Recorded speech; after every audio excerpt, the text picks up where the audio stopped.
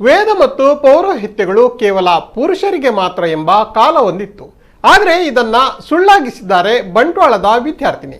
ತಂದೆಯೊಂದಿಗೆ ಪೌರೋಹಿತ್ಯ ನಡೆಸುವ ಮೂಲಕ ಇದೀಗ ನಾಡಿನ ಗಮನ ಸೆಳೆದಿದ್ದಾರೆ ಈ ಬಾಲಕಿ.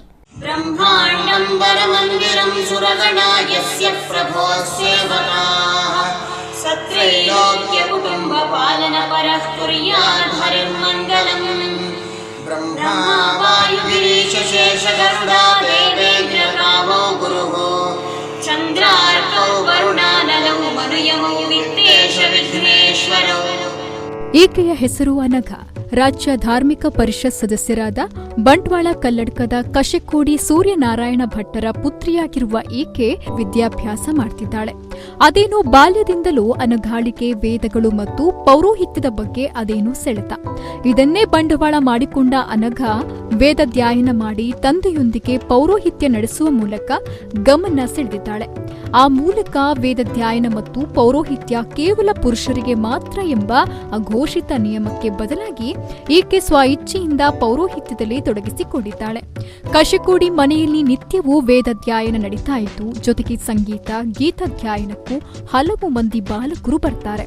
ಈ ನಡುವೆ ತನ್ನ ಸಹೋದರ ಆದಿತ್ಯ ಕೃಷ್ಣನ ಜೊತೆಗೆ ವೇದಾಧ್ಯಯನ ಮಾಡಲು ನನಗೂ ಅವಕಾಶ ನೀಡಬೇಕು ಅಂತ ಪುತ್ರಿ ಅನಘ ಬೇಡಿಕೆಯಂತೆ ತಂದೆ ಸೂರ್ಯನಾರಾಯಣ ಭಟ್ಟರು ಸಂತೋಷದಿಂದಲೇ ತರಬೇತಿ ಮತ್ತು ಮಾರ್ಗದರ್ಶನ ನೀಡಿದ್ದಾರೆ.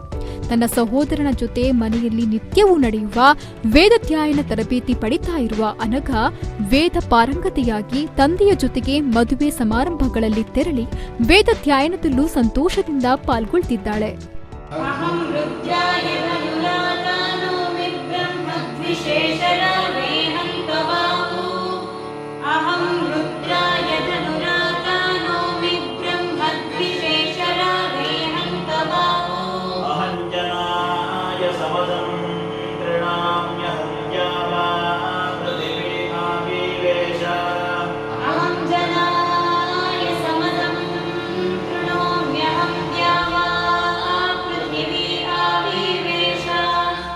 ವೇದಾಧ್ಯಯನದಲ್ಲಿ ಹೇಗೆ ಆಸಕ್ತಿ ಬಂತು ಅಂತ ಹೇಳಿದ್ರೆ, ನಮ್ಮ ಮನೆ ವಾತಾವರಣವೇ ಹಾಗೆ ಉಂಟು.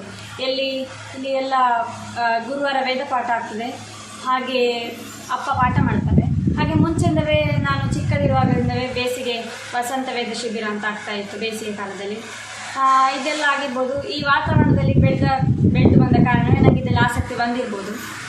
ನಾನು ಈಗ ಸೆಕೆಂಡ್ PUC ಕಲಿತಾ ಇದ್ದೇನೆ ಅಷ್ಟೇ. ಇನ್ನು ಮುಂದೆ ಸಂಸ್ಕೃತದಲ್ಲಿ ಮುಂದುವರಿಬೇಕು ಅಂತ ನನಗೆ ಆಸಕ್ತಿ ಉಂಟು.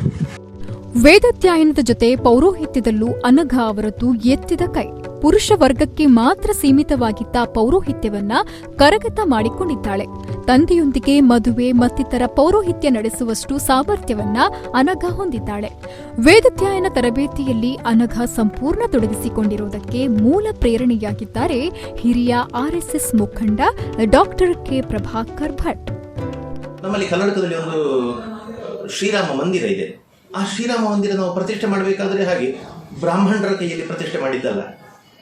ಯಾರು ಉಪೇಕ್ಷಿತ ಬಂಧುಗಳು ಅಂತ ಇದ್ದಾರೆ ಅಂತಹ ಒಬ್ಬರು ಸನ್ಯಾಸಿಯನ್ನು ಕರೆದು ಅಲ್ಲಿ ಪ್ರತಿಷ್ಠೆ ಮಾಡಿಸಿದ್ದೇವೆ. ಇವತ್ತಿಗೂ ಕೂಡ ಕಲ್ಲಡ್ಕದ ಶ್ರೀರಾಮ ಮಂದಿರದಲ್ಲಿ ಪೂಜೆ ಮಾಡಬೇಕಾದ್ರೆ ಸ್ತ್ರೀಯರು ಹೋಗಿ ಪೂಜೆ ಮಾಡಬಹುದು. ನಮಗೆ ಅದನ್ನು ಬೆಂಬಲಿಸ್ತಾರೆ ಅಂತ ನಮ್ಮ ಪರಿಸರದಲ್ಲಿ ಅವಳು ಕಲ್ತಂತಹ ಕಡೆಯಲ್ಲಿ ಅವಳಿಗೆ ಅದರ ಬಗ್ಗೆ ಬೆಂಬಲ ಸಿಕ್ಕಿತು. ಅದಲ್ಲದೆ ವರ್ಷಕ್ಕೊಂದ್ಸಲ ವರಮಹಾಲಕ್ಷ್ಮಿ ಪೂಜೆ ಅಂತ ಬರ್ತದೆ.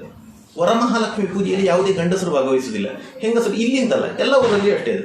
ಹೆಂಗಸರು ಮಾತ್ರ ಕೂತು ಈ ಪೂಜೆಯನ್ನು ಮಾಡ್ತಾರೆ. ಆ ಪೂಜೆಯನ್ನು ಮಾಡುವಂಥದ್ದು ಹೆಂಗಸರೇ, ಹೆಣ್ಣು ಮಕ್ಕಳೇ ಮಾಡುವಂಥದ್ದು.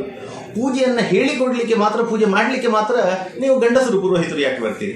ಹೆಣ್ಣು ಮಕ್ಕಳಿಗೆ ಅದನ್ನು ಮಾಡಲಿಕ್ಕೆ ಆಗುವುದಿಲ್ವಾ ಅನ್ನುವಂಥ ಒಂದು ಪ್ರಶ್ನೆಯನ್ನು ಕಲ್ಲಡ್ಕ ಡಾಕ್ಟರ್ ಕೇಳಿದರು. ಅದಕ್ಕೋಸ್ಕರ ಹೌದಲ್ಲ ಅಂತ ನಂಗೆ ಅನ್ನಿಸಿತು. ಅದಕ್ಕೋಸ್ಕರ ನನ್ನ ಮಗಳಿಗೆ ನಾನು ಪಾಠ ಮಾಡಿದ್ದು. ಒಂದು 3-4 ಜನ ಇಲ್ಲಿ ಅಧ್ಯಯನ ಮಾಡಿದವರಿದ್ದಾರೆ.